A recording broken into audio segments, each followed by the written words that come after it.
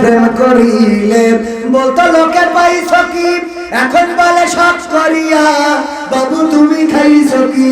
লজ্জা শরম নাই আইলাম কোন জামানাই, লজ্জা শরম নাই আইলাম কোন জামানাই, ভবিষ্যৎ দেখি অন্ধকারে। আজকালকের ছেলেরা বই নিয়ে আর বসে না, ও বাবা গুগলে সার্চ করিয়া পড়ে। নতুন করে হয়েছে চালু এ আবার কন্টারেন্ট, পরিচয় করাই দেখি এই আমার গার্লফ্রেন্ড। পরিচয় করাই না 14 ফেব্রুয়ারি লাইলাতুল ভ্যালেন্টাইন্স ডে, ওই দিন বন্ধুর সাথে দেখা, বন্ধুর পিছনে একজন, আর এখন তো মোটরসাইকেল বানাইছে। আহারে পিছনে বসলেই এমনি কাটিয়ে ঘাড়ের পরে পড়া লাগে না। দিন যত যাচ্ছে পিছনে সিট তত উঁচু হচ্ছে, এরকম না?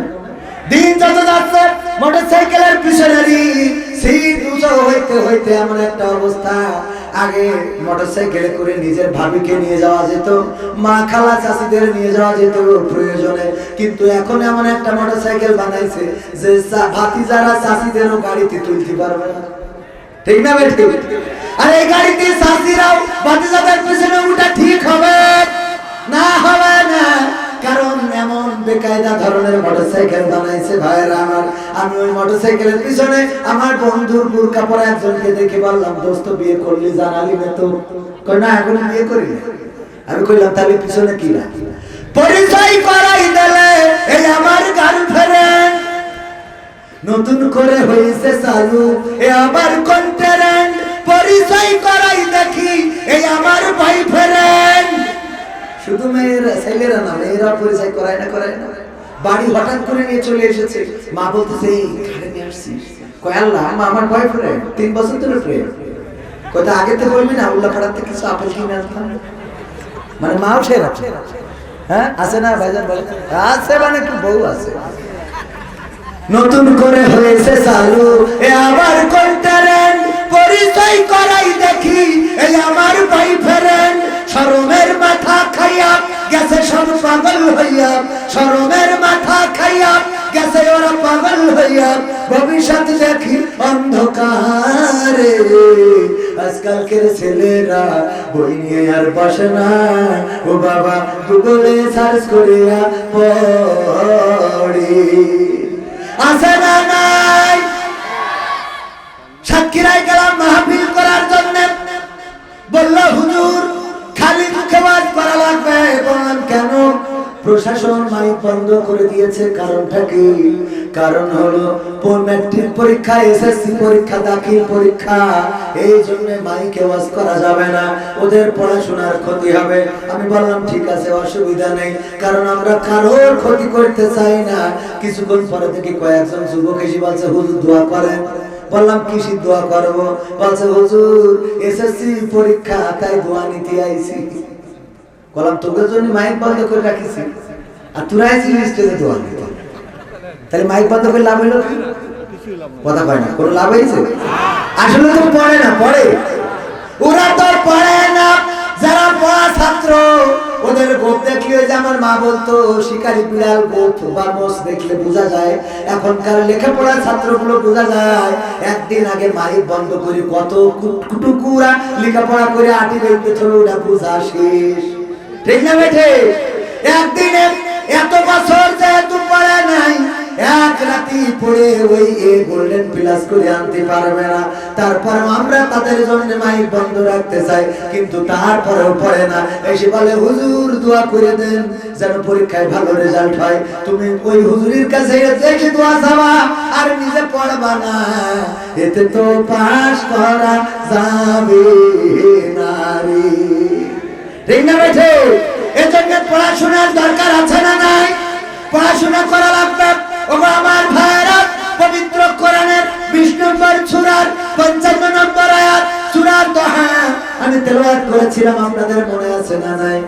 আমরা এই আয়াতটা কোথায় তেলাওয়াত করি বলেন একটু হাত উঁচু করে? কোথায়? কবরে। যখন কাউকে মাটি দেই তখন তার কবরে নামানোর সময় অথবা কবরে নামিয়ে হাতের মুঠায় যখন মাটি নিই তখন মাটি নিয়ে বলি মিনহা খলাকনাকুম ওয়া ফিহা নুঈদুকুম ওয়া মিনহা নুখরিজুকুম তারাতান উখরা।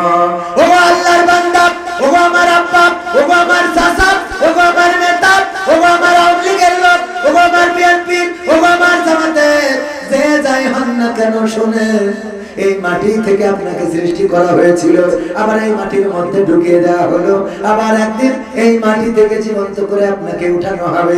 এই কথা বলে আমরা নেতাকে, চাচাকে, বাবাকে, দাদাকে, নানাকে কবরে রেখে চলে আসি না? কিন্তু কখনো কি চিন্তা করেছেন এই আয়াতটা কি আসলে ওই কবরবাসীর জন্য নাজিল হয়েছে? চিন্তা করেছেন কখন? খুঁজেছেন কখন? আমরা কেউ খুঁজি নাই। সূরাটা নাজিল হয়েছে এমন একটা সময় যখন চারিদিকে রাসূল দ্বীনের দাওয়াত দিতে পারতেন না। রাসূলের শত্রু বেড়ে গেল, এতটাই বেড়ে গেল যে তারা মিটিং করে বলল রাসূলের কে মাথা কাটতে পারবে। ওমর রাদিয়াল্লাহু তাআলা দাঁড়িয়ে বলল, আমি ছাড়া এই কাজ করার মতো কেউ নাই। কাফেররা বলল, তুমিই পারবা। ওমরকে দায়িত্ব দিল, যাও তুমি যদি মাথা কেটে আনতে পারো তোমাকে পুরস্কৃত করা হবে। ওমর ছুটে চলল, পথে ইবনে নাইমের সাথে দেখা হলো। ইবনে নাইম বলল, ওমর কোথায় যাও? বলল, রাসূলের মাথা কাটতে যাচ্ছি, নবী মুহাম্মাদের মাথা কাটবো। বলল, তুমি নবী মুহাম্মাদের মাথা কাটবা? এই যে একটা দুম্বার বাচ্চা সামনে আছে, এটা ধরতে পারবা নাকি? বলল, এটা সহজ কাজ, এটা তো আহামরি কঠিন কিছু না। বলল, তাইলে একটু ধরে দেখাও। ওই দুম্বার বাচ্চার পিছনে ওমর রাদিয়াল্লাহু তাআলা দৌড় দেওয়া শুরু করে দিলেন। কিন্তু ছাগলের বাচ্চা, বকরির বাচ্চা, গরুর বাছুর কি ধরা যায়? তিনি ব্রিং করে এদিকে ওদিকে চলে গেল। ওমর ঘেমে গেল, রাগ উঠে গেল আরো বেশি। ইবনে নাইম বলল, ওমর রে, একটু দুম্বার বাচ্চার সাথে তুমি পারলে না, আর আল্লাহ রাব্বুল আলামিন যাকে নবী করে পাঠিয়েছেন তার সাথে তুমি লড়াই করতে যাচ্ছাও, অথচ তুমি তোমার ঘরের খবর রাখো না। কেন? ঘরে কি হয়েছে? তোমার ঘরে তোমার বোন এবং তোমার আপন ভগ্নিপতি তারা ইসলাম কবুল করেছে, জানো নাকি? বলল, না তা তো জানি না। নিজের ঘরটারে আগে সামলাও, তারপরে বাহিরটা সামলাও। এই কথা শুনে আরো মিজাজ আরো খারাপ হবে না ভালো হবে? মিজাজ আরো খারাপ হয়ে গেল। ওমর রাদিয়াল্লাহু তাআলা ছুটে গেলেন বোনের বাড়িতে, বোনকে ডাক দিলেন, দরজায় ছিটকিনি দিলেন, কিন্তু না, বোন খুলতে চাইলেন না। লাঠি দিয়া শুরু করলেন, লাঠি দিয়ে দরজা ভাঙলেন, বোনকে পিটালেন, ভগ্নিপতিকে পিটালেন। পিটাতে যখন ফাতেমা বিনতে খাত্তাব, ওমর রাদিয়াল্লাহু তাআলা আপন বোন, রক্ত ফিনকি দিয়ে বের হয়ে গেল কপাল কেটে, তখন বলল, গো আমার ভাই, এই যে রক্ত তুমি ঝরালে গো ভাই, দেখো তুমি যেই মায়ের গর্ভে ছিলে আমিও সেই মায়ের গর্ভে ছিলাম, তুমি যেই বাবার ওরসের সন্তান আমি সেই বাবার ওরসের সন্তান, তুমি ভাই হয়ে আমাকে এতটাই রক্তাক্ত করে দিলে।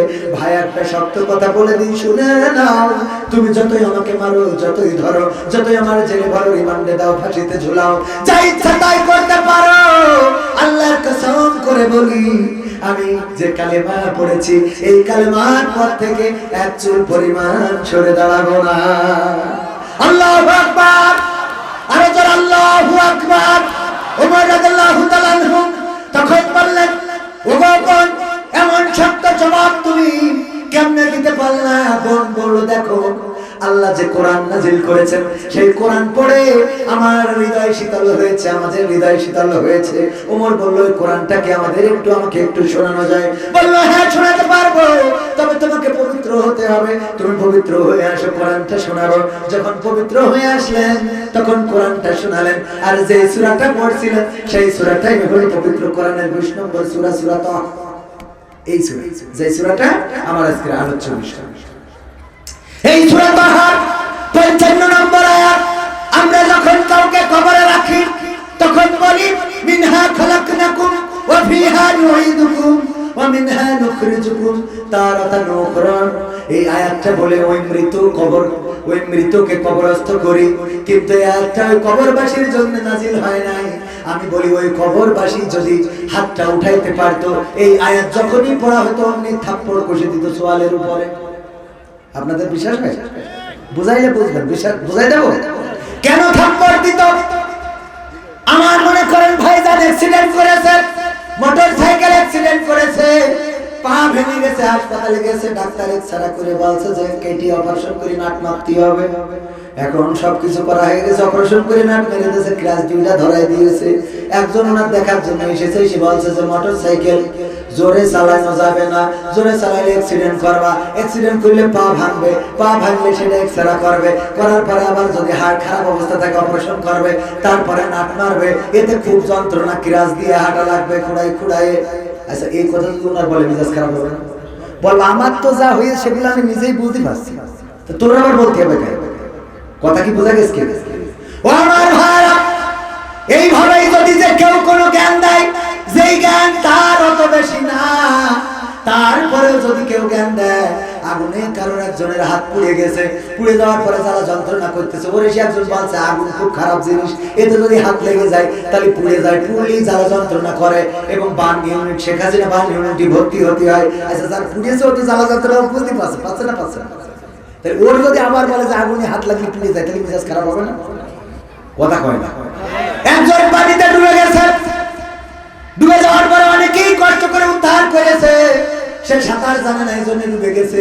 এরপরে ওর কেউ বলতেছে যে সাঁতার যে জানে না সে পানিতে নামতে নেই, নামলে কিন্তু ডুবে যায়। আরে বাবা, ও তো ডুবে গেলেও জানে না, বুঝাইতে না আবার বলার কি দরকার? ও তো বুঝে গেছে আসলে সাঁতার না জানলে পানিতে নামা যায় না, এটা শিখে গেছে না? শিখে গেছে। পরীক্ষায় কেউ তো সাবধান করছে লেখাপড়া ভালো করে করবা না, লেখাপড়া ভালো করে করো, ফেল করার পরে তারপরে বলছে লেখাপড়া ভালো করে না করলে মানুষ ফেল করে, ফেল করলে সমাজে দাম থাকে না, মানুষ অপমান করে। ফেল যে করেছে ও তো বুঝতেই পারছে যে কি অবস্থা যাচ্ছে না, বুঝে যাচ্ছে না? যেই ব্যক্তি মারা গেল তাকে যখন বলা হলো তোমাকে এই মাটি থেকে বানানো হয়েছে, আবার এই মাটির মধ্যে ঢুকিয়ে দেওয়া হলো, আবার একদিন মাটি থেকে তোমাকে জীবন্ত করে উঠানো হবে, এই কথা বলার পরে ও যেন বলে ওরে আল্লাহর বান্দা, আমার তো খেলা আজকে ফাইনাল, এই মাটিতে বানাইলো, মাটিতে ঢুকাইলো, মাটিতে উঠাবে, এ তো আমি বুঝতে পারছি আজকের থেকে তো আমার শুরু। তোরা যারা বেঁচে আছিস তোরা সাবধান হ, এই জায়গায় আসার আগে তোরা ভালো হয়ে যা। ঠিক না ভাই? ঠিক কথাটা কি বোঝা গেছে? যে মরে গেছে ওরা আমরা সাবধান করছি যে তোমার এই মাটিতে বানানো হয়েছে, আমার মাটিতে ঢুকানো হলো, আবার মাটিতে উঠানো হবে। ওরে বাবা, ওইটা তো আজকে থেকে টের পাচ্ছি। খেলো আজকে তো আর কি, আজকে তোর খেলা হবে না, তো আজকে তোর খেলা হবে, তো টের পাচ্ছে যে আজকে থেকে পান্ডা কি কিছুক্ষণ পরে মুনকার নাকির আল্লাহ প্রশ্ন করবে, উত্তর দিতে পারলে বেঁচে গেল, আর উত্তর না দিতে পারলে আটকে যাবে। ওগো আমার ভাইরা, এটা তো ওর খেলা শুরু হয়ে গেল, আর আমরা ওর যে সাবধান করি, আসলে এই আয়াতটা ওর সাবধান করার জন্য নাজিল হয় নাই। তাইলে কার জন্য নাজিল হয়েছে? এই আয়াতটা নাজিল হয়েছে আল্লাহ রাব্বুল আলামিন মুসা আলাইহিস সালামকে, এই আয়াতটা ফিরাউনকে শুনিয়েছে। মুসা আলাইহিস সালামকে দিয়ে কাকে শোনাইছে? ফিরাউনকে। তার মানে সবচেয়ে ক্ষমতাধর ব্যক্তি যে, তার কাছে আয়াত পড়া লাগবে, আর আমরা এটা নিয়ে যে লাগাইছি সবচেয়ে যে মোট নড়নচড়ন আর কিছু করতে পারবে না, তার কাছে যেই আমরা আয়াত করি। তাহলে আয়াতটা কার জন্য নাজিল হয়েছে? ফিরাউনের জন্য। কেন নাজিল হলো? আল্লাহ রাব্বুল আলামিন মুসা আলাইহিস সালামকে ওহী নাজিল করে বললেন, যাও, ফিরাউন বাউন্ডারি ক্রস করেছে, সে তো সীমা লঙ্ঘন করেছে।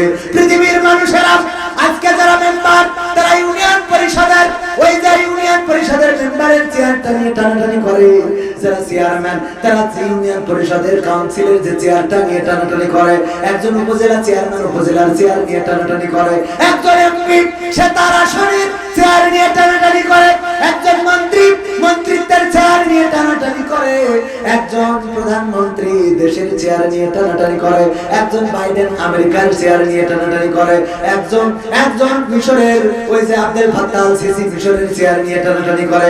কিন্তু ফিরাউন এমন একজন ছিল যে পৃথিবীর সব চেয়ার বাদ দিয়ে আল্লাহ রাব্বুল আলামিনের চেয়ার নিয়ে টানাটানি করার চেষ্টা করেছে না করে নাই? করেছে না করে নাই? নিজেই দাবি করেছে আমি তোমাদের রব, সুতরাং আমাকে মেনে নাও। আল্লাহ বললেন, যাও ফিরাউনের কাছে, সে তো চূড়ান্ত সীমা লঙ্ঘন করেছে। পৃথিবীর মানুষেরা ছোটখাটো চেয়ার নিয়ে টানাটানি করে, কিন্তু এই লোকটা আমার চেয়ারটা ধরেও টানার চেষ্টা করেছে। যাও তারে বুঝাও, তার যে তুমি বলো যে তুমি নবী হয়েছো। মুসা আলাইহিস সালাম বললেন, ওগো আল্লাহ, যদি ফিরাউন না মানে যদি না মানে তাইলে মুজিজা দেখাবা, তোমার হাত বগলের নিচেই দিবা, তারপরে বের করবা, দেখবা তোমার হাত ঝলকানি দিতে থাকবে, তারপরে আবার বগলের নিচেই দিলে সেটা নিভে যাবে। এরপরেও যদি না মানে তাইলে তুমি কি করবা, তোমার হাতের লাঠিটা ছেড়ে দিবা, তোমার লাঠিটা সাপ হয়ে যাবে, এরপরে তুমি আবার সাপের লেজটা ধরবা, ওটা আবার লাঠি হয়ে যাবে।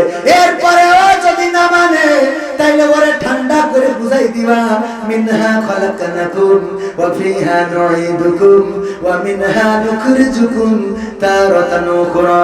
ওরে ফেরাউন, তুমি কি চিন্তা করো না, তোমাকে এই মাটি থেকে সৃষ্টি করা হয়েছে, আবার এই মাটির মধ্যে ঢুকিয়ে দেওয়া হলো, ঢুকিয়ে দেওয়া হবে, আমার একদিন এই মাটি থেকে তোমাকে জীবন্ত করে উঠানো হবে। এরপরেও কেন এত অহংকার, কেন এত ক্ষমতার লড়াই, কেন এত বড়াই, কেন এত রাগ, কেন এত ক্ষোভ, কেন এত হিংসা, কেন এত প্রতিহিংসা? সব মাটি করে ফেলো, কারণ মাটি থেকে বানানো, আবার মাটিতে যাইতে হবে, আবার একদিন মাটি থেকে উঠতে হবে। এই ওয়াজ করার কথা